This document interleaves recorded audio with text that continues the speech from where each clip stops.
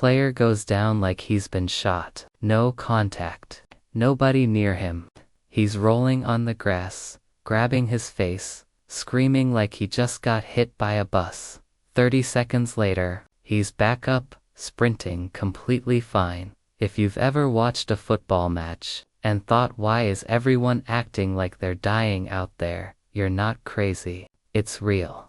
It happens constantly. And it's not because footballers are dramatic babies, it's a strategy, a calculated one. And by the end of this video, you'll understand exactly why players fake injuries, how it can quietly decide who wins a match, and why the sport is now fighting back against it. Let's start with the basics. Because if you're new to football, this whole thing looks insane. In football, the referee controls a game clock, and when the ball goes out of play, or someone gets hurt, or there's a delay, the ref adds extra minutes at the end. It's called stoppage time. Think of it like a video game pausing the clock every time something interrupts the action, except here, the players control a lot of those interruptions themselves, and that's exploit number 1, killing the clock.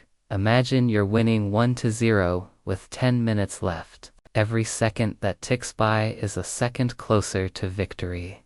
So what do?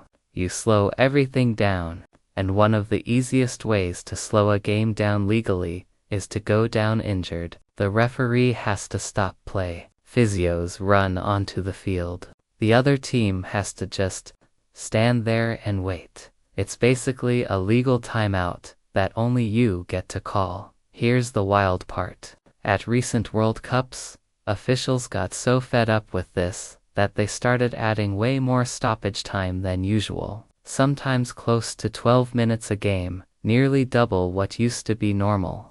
Some matches ran past the 2-hour mark, all because officials finally decided to punish teams for stalling. So faking an injury to waste time doesn't just look silly, it's expensive. It costs the whole tournament actual playing time. But time wasting isn't even the main reason players go down.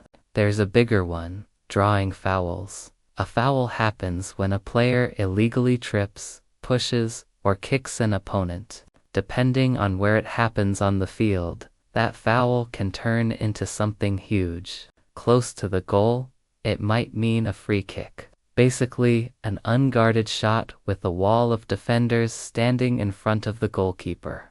Inside the penalty box, a foul can mean a penalty kick, which is scored roughly 75 to 80% of the time. Now, here's the part that explains everything. If a small tap on the ankle can trick the referee into awarding a penalty, and a penalty is basically a free goal, why wouldn't a player exaggerate it? A slight touch turns into a full dive, a stumble turns into a screaming collapse. It's not about pain. It's about convincing one guy in a striped shirt that something worse happened than actually did. Think of it like a chess move disguised as an accident. And it's not just about winning free kicks. Sometimes it's about getting an opponent punished. If the referee believes a foul was reckless, that player can get a yellow card, which is a warning, or a red card, which means they're sent off the field entirely and their team plays a man down for the rest of the game. One dramatic fall can end someone else's night. So now you've got a foul that maybe deserved a shrug, turning into a man advantage that changes the entire match. But there's a psychological layer here too. And this is the part most casual fans never notice. Faking an injury doesn't just stop the clock. It stops momentum. Football is a rhythm sport. Teams build pressure in waves, passing quickly, pushing forward, building energy. If you're the team getting overwhelmed, one of the fastest ways to break that rhythm is to just collapse on the ground for 90 seconds. By the time play restarts, the crowd's energy has dipped. The attacking team has to reset.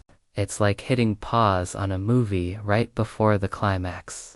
Annoying, sure, but it works. And look, the stakes behind all this aren't small.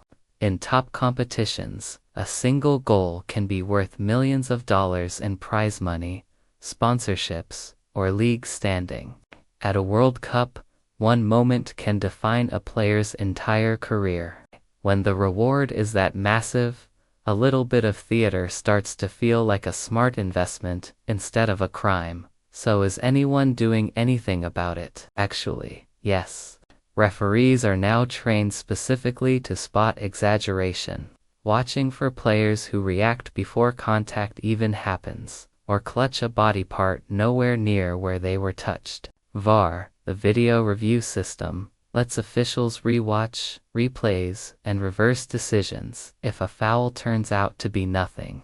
Leagues have started handing out retroactive fines and bans for clear diving. Some competitions have even discussed temporarily sending a player off the field, similar to hockey, as punishment for faking. The game is slowly trying to police itself, so let's bring it all together. Faking injuries isn't cowardice. It's strategy, layered on strategy, stealing time, manipulating referees, breaking momentum, and protecting money that's on the line. It's manipulative, sure, but it's also one of the most misunderstood parts of the entire sport. Here's the thing that should stick with you. Every time you see a player collapse, and you roll your eyes, you're actually watching one of the most calculated decisions in the entire match, happening in real time. If this changed the way you'll watch the next World Cup match, subscribe. Because there's a lot more about the hidden strategy behind football that nobody explains simply. And trust me, this is just the beginning of how much smarter this sport really is.